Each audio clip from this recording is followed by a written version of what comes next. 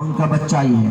تو اللہ ترتیب بتا رہا ہے کہ جب تم اپنے ماں باپ کے پاس جاؤ تو کتنا بڑا تم آدمی ہو، تم ڈی ایم ہو، سی ایم ہو، کچھ بھی ہو، جب جاؤ گے تو تم ذلیل و خوار بن کے جاؤ۔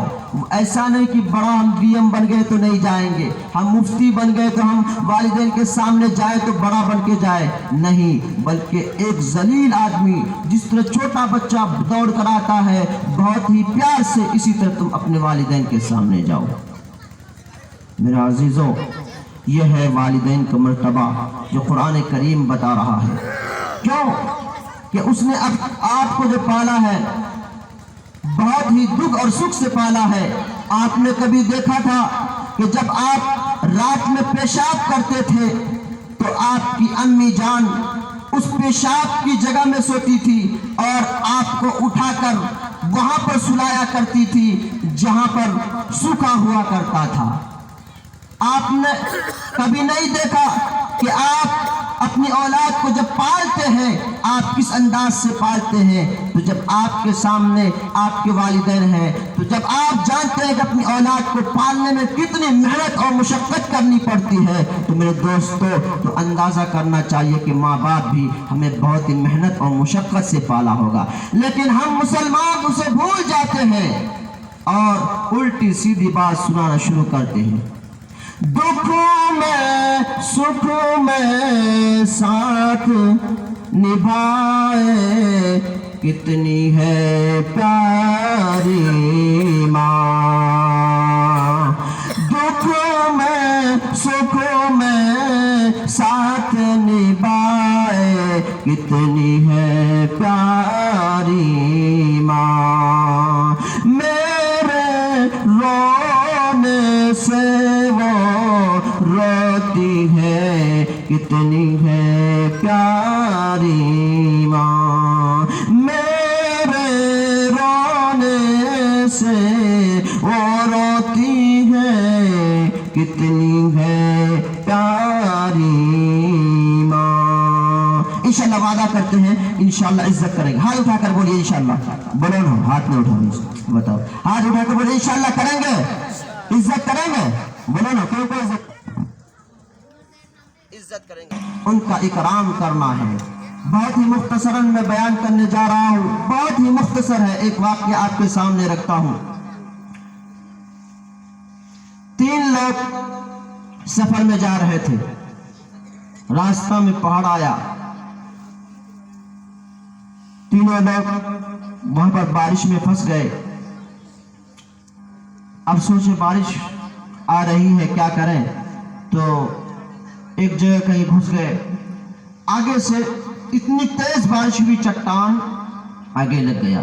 اب تینوں پریشان، موت بالکل قریب ہے، ہوا نہیں جا رہی ہے، اب کیا کریں؟ تینوں نے سوچا کہ کیا کرنا پڑے گا، تو تینوں نے مشورہ کیا کہ ایک کام کرتے ہیں کہ جو اچھا عمل ہو اس کے ذریعے سے اللہ کے سامنے ہم مانگیں گے، ہو سکتا ہے اللہ اس کے ذریعے سے پورا کر دے۔ تو ان میں سے ایک نے کہا، اے خدا، اے میرے رب، مجھے یاد ہے میں بکری چرایا کرتا تھا، میں جنگل میں جایا کرتا تھا، میں شام کو بکری چرا کر آیا کرتا تھا، میری ماں بوڑھی تھی، کھاتی پیتی کم تھی، اگر میں کھلاتا تو کھا لیتی ورنہ ویسے رہتی، میں جب شام کو بکری چرا کر گھر آتا تو میں اپنی ماں کو دودھ پلاتا۔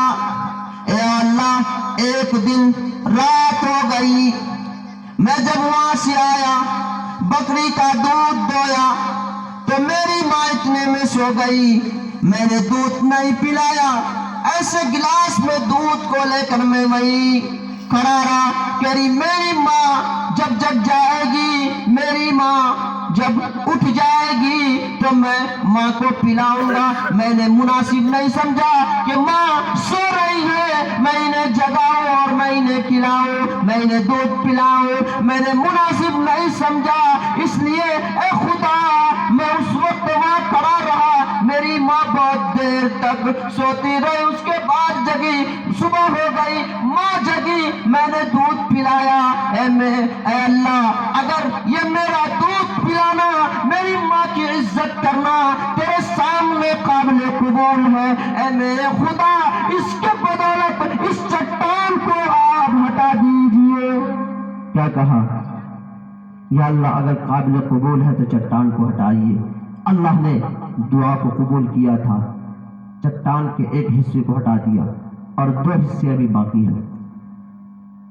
ان میں سے دوسرا نے کہا اے خدا، اے میرے رب، ایک مرتبہ کا اتفاق ہوا، اے اللہ ایک مرتبہ کا ایسا اتفاق ہوا، ایک مقروض عورت میرے پاس آئی، ایک جوان خوبصورت عورت میرے پاس آئی اور مجھے کہنے لگی آپ مجھے خدا کے واسطے آپ مجھے قرض دے دو۔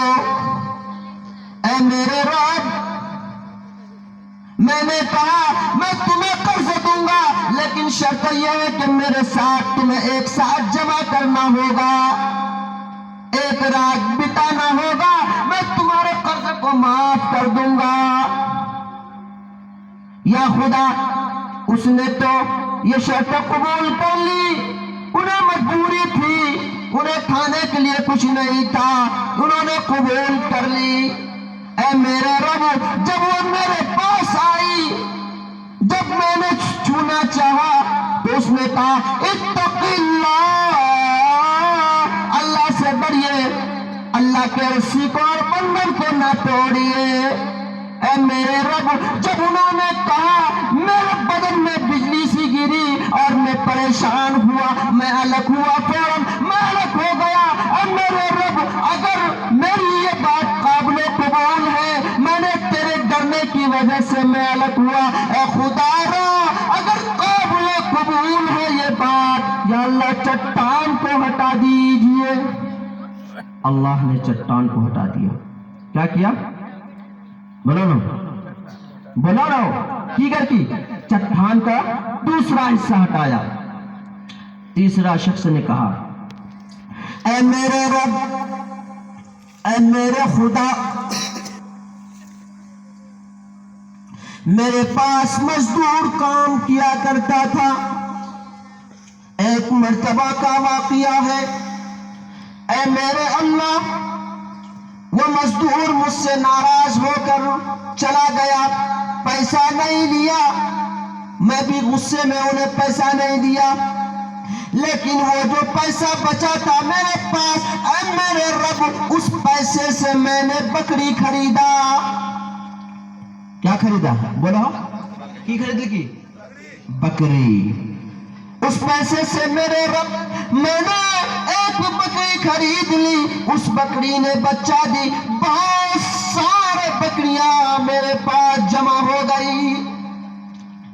یا خدا، کچھ دن کے بعد وہ آدمی میرے پاس آیا اور کہنے لگا کہ آپ کے پاس میں پیسہ پاتا تھا، آپ مجھے پیسہ دیجئے، لیکن یا خدا میں نے انصاف کیا کہ وہ پیسہ سے میں نے بکری خریدا ہے، لہذا اس بکری سے اتنے سارے بکریاں ہیں، لہذا آپ کے سارے بکریاں ہیں، آپ لے جائیے۔ یا اللہ، میں تیرے سامنے ہوں، اے خدا، میں بھی اس وقت تجھے دیکھ کر تجھ سے ڈر کر، اے خدا، میں نے ساری بکریاں میں نے انہیں دے دی۔ یا خدا، اگر یہ بات قابل قبول ہے، اے میرے رب، اس چٹان کو ہٹا دیجئے۔ اللہ تبارک و تعالیٰ نے ان کی بھی بات سن لی تھی، لہذا چٹان کو ہٹا دیا۔ کیا کیا بھائی؟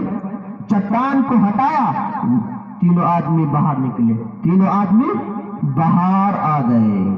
میرے دوستو، اس میں آپ نے دیکھا ایک وہ بھی شخص تھا کہ جس نے اپنے ماں باپ کی خدمت کی، اس خدمت کرنے کی وجہ سے موت کے گھاٹ سے وہ نکل رہا ہے۔ تو میرے عزیزوں، پتہ یہ چلا ماں باپ کی خدمت کرنا ہمارے لیے بہت زیادہ ضروری ہے۔ اگر آپ کو اس دنیا میں ترقی کرنی ہے، اگر آپ سوچتے ہیں کہ دنیا میں ہم ترقی کریں گے، تو میرے عزیزوں، تو ماں باپ کی خدمت کرنی پڑے گی۔ کریں گے انشاءاللہ؟ بولو نا، حال اٹھا بولو، انشاءاللہ کریں گے۔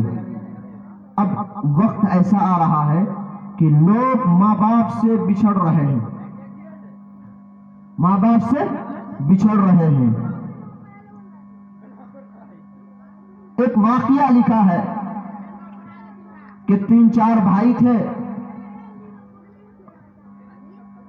ابو جی مر گیا، اس کے بعد بھائیوں نے مشورہ کیا کہ بھائی اب چلاؤ گلان، اب سب کچھ بانٹی لا، تقسیم کری لا۔